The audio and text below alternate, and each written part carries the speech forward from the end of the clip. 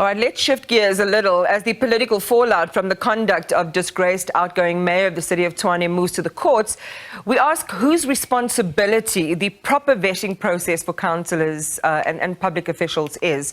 Earlier this week, Dr. Murunwa Makwarela was found to have produced a forged document declaring he was a rehabilitated insolvent, and it triggered a series of political events that culminated in his resignation both as mayor and member of his party, COPE. Executive Chairperson of the Institute of Election Management Services in South Africa, Tselane, joins us now. Terry, good evening. Thank you so much for being with us. Appreciate your time tonight. So talk us through the responsibilities of the key institutions that are involved in ensuring that someone is properly vetted for office. Okay, thank you very much for having me, and good evening to you and to your viewers. Let's start firstly in terms of the requirements to participate in the elections. And this you find within the Municipal Electoral Act, Section 14 and 17, in terms of which a political party that is going to be participating in the election is supposed to submit certain things.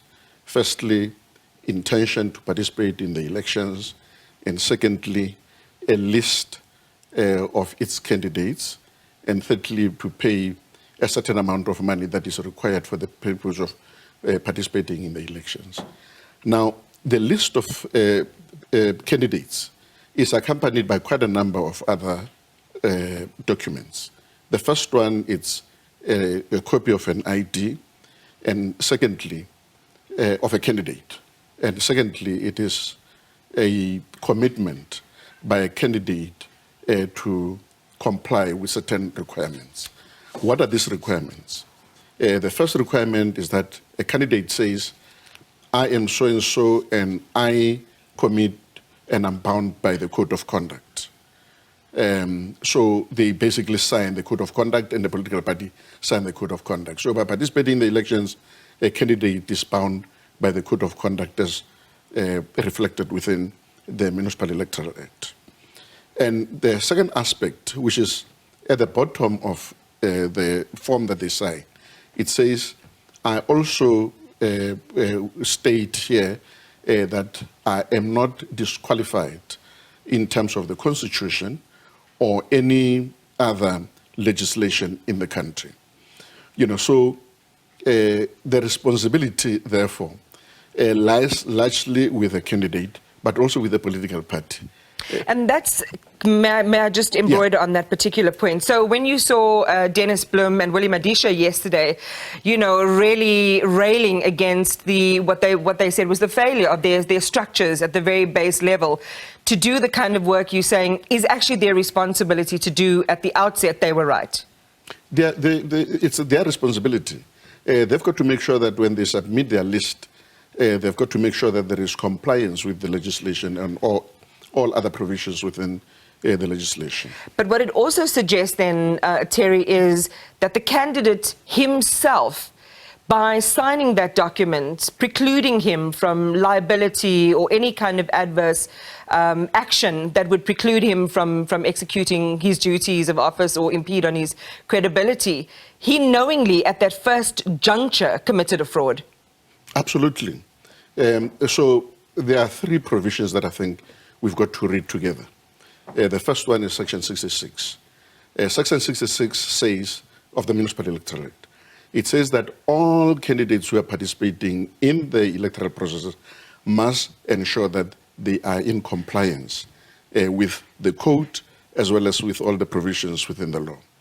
And then we move now from Section 66 to Section 69. Section 69, which is also very important, that no one can actually make or should actually make a statement that they know is false or is reasonably not true. And then now, when we move from the last one, the section that is also relevant for this is Section 79. That says that if you are not in compliance with this, then you are guilty of an offense. So the candidate who is not in compliance, who has made a false statement, has firstly contravene Section 69 of the Municipal Electoral Act, and then therefore is guilty of an offense. So in order for this to be taken forward, in other words, Therefore, the Chief Electoral Officer, on behalf of the Commission, has a responsibility of ensuring that civil proceedings are instituted against the said person. So we've seen some criminal action being pursued, but are you aware of the IEC pursuing any direct action, and should they be doing that in this moment? Well, there is an option that is available in law for either the Chief Electoral Officer to join whatever proceedings that are already there, or alternatively to institute provisions, to institute proceedings against the said person. So we have to pursue that question then with the IEC, I think, in terms of how they move forward now. They join or they institute something independently. But I have to go to this particular piece that you talk about around the individual culpability. Terry, how serious is it to lie about your past, or whether there could be any impediments to you lawfully standing for office? I mean, how serious is this, and what punishments are associated typically with this? Well, in terms of the law, again, there are quite a number of other, punishment that would actually be there in law. Firstly, if it's a criminal offense, it's a criminal offense, and therefore the judge or the electoral court itself can actually even take action against a person who has actually contravened the provisions of the Act, and therefore, the electoral court has got a responsibility of ensuring if they find that the person has actually contravened any of those provisions, convict such a person. And then, now, what are the kind of the provisions that are there in terms of the punishment?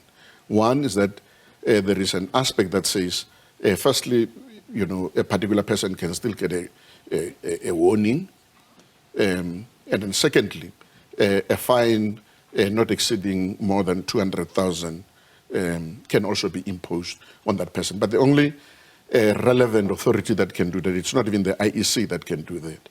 It is the electoral court. So the IEC would have to take the matter to the electoral court through the Chief Electoral Officer acting on behalf of the Commission. And then once the court has actually made a finding, then it is one of those that the electoral court can impose. Yeah, fine or a warning. I want to end with this question, Terry. So again, there's a serious duty now of responsibility with the IEC and, well, the electoral court, right? Just finally, and very quickly, can Dr. Makwarela ever be, well, I suppose it depends on what punishments are brought to bear, if it's a warning or a fine, can he stand for public office again, or has he ruined his chances forever? Let's look in terms of the provisions within the law. What are the kind of the disqualifications that are there? Firstly, the provisions within the Constitution. You should not have been found guilty and sentenced to a period of 12 months without a fine. Secondly, that you should not be found to be of unsound mind. And thirdly, the current situation that we find ourselves in, where a person is alleged to have lied. Yeah. So those three provisions are important in terms of the Constitution. So if you are guilty of any of those, it means you cannot actually stand for office. Thank you very much, Terry Tselane, for making it simple for us to understand. We appreciate your expertise tonight. Executive Chairperson of the Institute of Election Management Services in Africa, Terry Tselane.